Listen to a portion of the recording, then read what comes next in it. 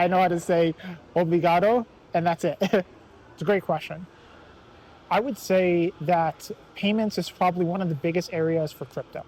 And right now, payments is a huge vertical that is being experimented on in certain regions and not being experimented on in other regions.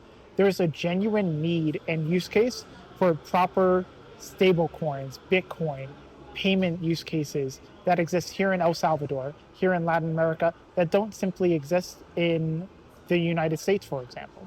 So we're seeing tons of experimentation, and it is incredible to see the kind of growth and changes that are occurring within Latin America in general. We have a lot of plans, not just in El Salvador, but across this entire region. So later this year is DevConnect in Buenos Aires. We are currently hosting startup houses in Costa Rica at the same time right now. We are looking to build our base of developers and, most importantly, founders who are building projects that are relevant for the users in their ecosystem and relevant for people who are actually using crypto, using Bitcoin, using Ethereum, using Starknet on a daily basis because they need to, not just because they want to. We do have several projects here that are building in Latin America that are currently live on Starknet. But the reality is we want more. We want to create a whole burgeoning ecosystem, not just of DeFi projects, not just of gaming products, not just payments that exists within Latin America. Right now, there's some really great projects that are building some really fun games. One of them is called Jokers of Neon. They're based out in Argentina and in Spain. Then we have a team called Cabos, who are focusing on the payment side and actually creating virtual cards for people to pay with.